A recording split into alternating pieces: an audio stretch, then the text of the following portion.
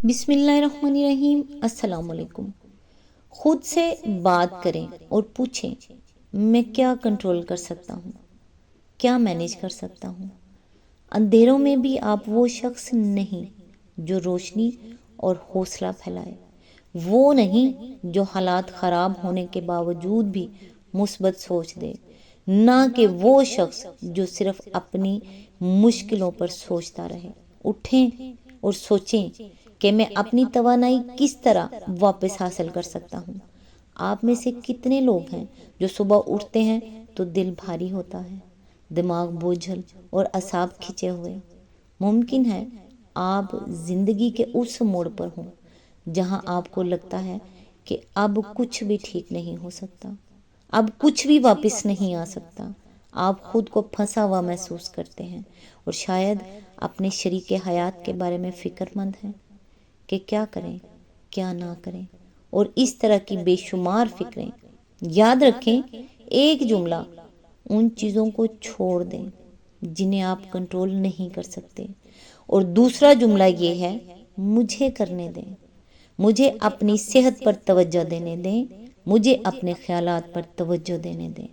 مجھے اپنے رد عمل پر توجہ دینے دیں، مجھے اپنی فکریں سمجھنے دیں، مجھے اپنے خوف کا سامنا کرنے دیں، مجھے دوسروں کی باتوں پر توجہ دینا چھوڑنے دیں، مجھے یہ سوچنے دیں کہ میں خود کو کس طرح سنبھال سکتا ہوں۔ اللہ تعالیٰ سے دعا ہے، یا اللہ تو بڑا مسبب الاسباب ہے، ہم بے شعور اور کمزور ہیں، ہم آزمائشوں کے قابل نہیں، بس ہمیں اپنی رحمتوں سے ان آزمائشوں سے صبر اور ایمان کے ساتھ گزار دے اور ہر مشکل کو آسان بنا دے،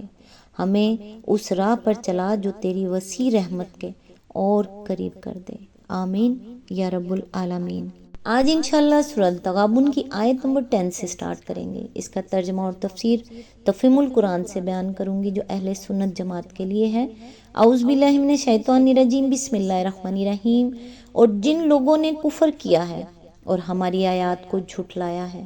وہ دوزخ کے باشندے ہوں گے جس میں وہ ہمیشہ رہیں گے، اور وہ بدترین ٹھکانہ ہے۔ اس کی تفسیر ہے، یہ الفاظ خود کفر کے مفہوم کو واضح کر دیتے ہیں۔ کتاب اللہ کی آیات کو اللہ کی آیات نہ ماننا اور ان حقائق کو تسلیم نہ کرنا جو ان آیات میں بیان کیے گئے ہیں، اور ان احکام کی پیروی سے انکار کر دینا جو ان میں ارشاد ہوئے ہیں، یہی کفر ہے، اور اس کے نتائج وہ ہیں جو آگے بیان ہو رہے ہیں۔ آیت نمبر 11: کوئی مصیبت کبھی نہیں آتی مگر اللہ کے اذن ہی سے آتی ہے۔ جو شخص اللہ پر ایمان رکھتا ہو، اللہ اس کے دل کو ہدایت بخشتا ہے، اور اللہ کو ہر چیز کا علم ہے۔ اس کی تفسیر ہے، اب روح سخن اہل ایمان کی طرف ہے۔ اس سلسلہ کلام کو سنتے ہوئے یہ بات نگاہ میں رہنی چاہیے کہ جس زمانے میں یہ آیات نازل ہوئی ہیں وہ مسلمانوں کے لیے سخت مصائب کا زمانہ تھا۔ مکے سے برسوں ظلم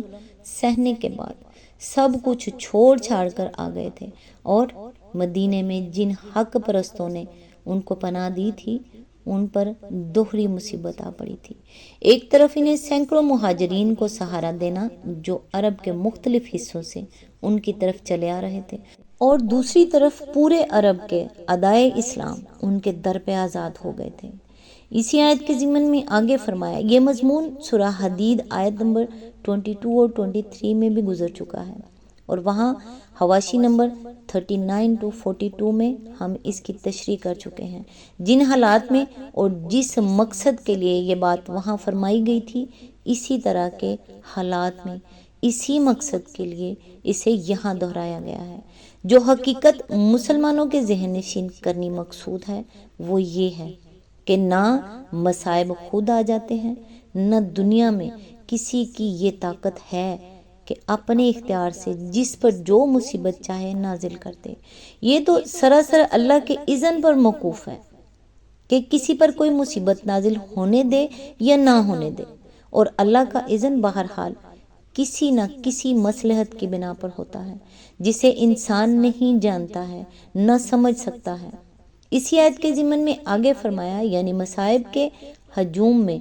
جو چیز انسان کو راہ راست پر قائم رکھتی ہے اور کسی سخت سے سخت حالت میں بھی اس کے قدم ڈگمگانے نہیں دیتی، وہ صرف ایمان باللہ ہے۔ جس کے دل میں ایمان نہ ہو وہ آفات کو گویا تو اتفاقات کا نتیجہ سمجھتا ہے یا دنیاوی طاقتوں کو ان کے لانے اور روکنے میں مؤثر مانتا ہے، یا انہیں ایسی خیالی طاقتوں کا عمل سمجھتا ہے جنہیں انسانی اوہام نے نفع و ضرر پہنچانے پر قادر فرض کر لیا ہے، یا خدا کو فاعل مختار مانتا تو ہے مگر صحیح ایمان کے ساتھ نہیں مانتا۔ ان تمام مختلف صورتوں میں آدمی کم ظرف ہو کر رہ جاتا ہے۔ ایک خاص حد تک تو وہ مصیبت سہ لیتا ہے، لیکن اس کے بعد وہ گھٹنے ٹیک دیتا ہے، ہر آستانے پر جھک جاتا ہے، ہر ذلت قبول کر لیتا ہے، ہر کمینی حرکت کر سکتا ہے، ہر غلط کام کرنے پر آمادہ ہو جاتا ہے، خدا کو گالیاں دینے سے بھی نہیں چوکتا، حتیٰ کہ خودکشی تک کر گزرتا ہے۔ اس کے برعکس جو شخص یہ جانتا اور سچے دل سے مانتا ہو کہ سب کچھ اللہ کے ہاتھ میں ہے اور وہی اس کائنات کا مالک و فرما روا ہے اور اسی کے اذن سے مصیبت آتی ہے اور اسی کے حکم سے ٹل سکتی ہے، اس کے دل کو اللہ صبر و تسلیم اور رضا و بقضا کی توفیق دیتا ہے، اس کو عزم اور ہمت کے ساتھ ہر طرح کے حالات کا مقابلہ کرنے کی طاقت بخشتا ہے۔ تاریک سے تاریک حالات میں بھی اس کے سامنے اللہ کے فضل کی امید کا چراغ روشن رہتا ہے، اور کوئی بڑی سے بڑی آفت بھی اس کو اتنا پست ہمت نہیں ہونے دیتی کہ وہ راہ راست سے ہٹ جائے یا باطل کے آگے سر جھکا دے یا اللہ کے سوا کسی اور کے در پہ اپنے درد کا مداوا ڈھونڈنے لگے۔ اس طرح ہر مصیبت اس کے لیے مزید خیر کے دروازے کھول دیتی ہے، اور کوئی مصیبت بھی حقیقت میں اس کے لیے مصیبت نہیں رہتی بلکہ نتیجے کے اعتبار سے سراسر رحمت بن جاتی ہے، کیونکہ خواہ وہ اس کا شکار ہو کر رہ جائے یا اس سے بخیریت گزر جائے، دونوں صورتوں میں وہ اپنے رب کی ڈالی ہوئی آزمائش سے کامیاب ہو کر نکلتا ہے۔ اسی چیز کو ایک متفق علیہ حدیث میں رسول اللہ صلی اللہ علیہ وآلہ وسلم نے اس طرح بیان فرمایا ہے کہ مومن کا معاملہ بھی عجیب ہے، اللہ اس کے حق میں جو فیصلہ بھی کرتا ہے وہ اس کے لیے اچھا ہی ہوتا ہے، مصیبت پڑے تو صبر کرتا ہے اور وہ اس کے لیے اچھا ہوتا ہے، خوشحالی میسر آئے تو شکر کرتا ہے اور وہ بھی اس کے لیے اچھا ہی ہوتا ہے۔ یہ بات مومن کے سوا کسی کو نصیب نہیں ہوتی۔ اسی آیت کے ضمن میں آگے فرمایا، اس سلسلہ کلام میں اس ارشاد کے دو معنی ہو سکتے ہیں، ایک یہ کہ اللہ کو معلوم ہے کہ کون شخص واقعی ایمان رکھتا ہے اور کس شان کا ایمان رکھتا ہے، اس لیے وہ اپنے علم کی بنا پر اسی قلب کو ہدایت بخشتا ہے جس میں ایمان ہو، اور اسی شان کی ہدایت بخشتا ہے جس شان کا ایمان اس میں ہو۔ دوسرا مطلب یہ بھی ہو سکتا ہے کہ اپنے مومن بندوں کے حالات سے اللہ بے خبر نہیں ہے،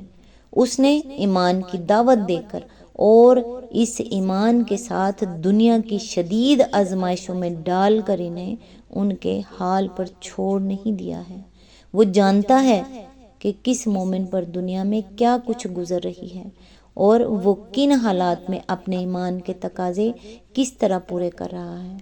اس لیے اطمینان رکھو کہ جو مصیبت بھی اللہ کے اذن سے تم پر نازل ہوتی ہے،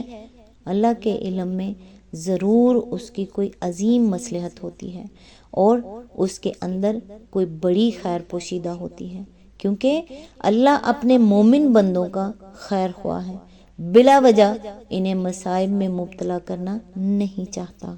آیت نمبر 12، اللہ کی اطاعت کرو اور رسول کی اطاعت کرو، لیکن اگر تم اطاعت سے منہ موڑتے ہو تو ہمارے رسول پر صاف صاف حق پہنچا دینے کے سوا کوئی ذمہ داری نہیں ہے۔ اس کی تفسیر ہے، سلسلہ کلام کے لحاظ سے اس ارشاد کا مطلب یہ ہے کہ اچھے حالات ہوں یا برے حالات، ہر حال میں اللہ اور رسول کی اطاعت پر قائم رہو، لیکن اگر مصائب کے ہجوم سے گھبرا کر تم اطاعت سے منہ موڑ گئے تو اپنا ہی نقصان کرو گے۔ ہمارے رسول پر صرف یہ ذمہ داری تھی کہ وہ راہ راست تم کو ٹھیک ٹھیک بتا دے، اس کا حق رسول نے ادا کر دیا ہے۔ آج تک کے لیے بس اتنا ہی۔ نیکسٹ انشاءاللہ آیت نمبر 13 سے سٹارٹ کریں گے، تب تک کے لیے دعاؤں میں یاد رکھیے گا۔ اللہ حافظ۔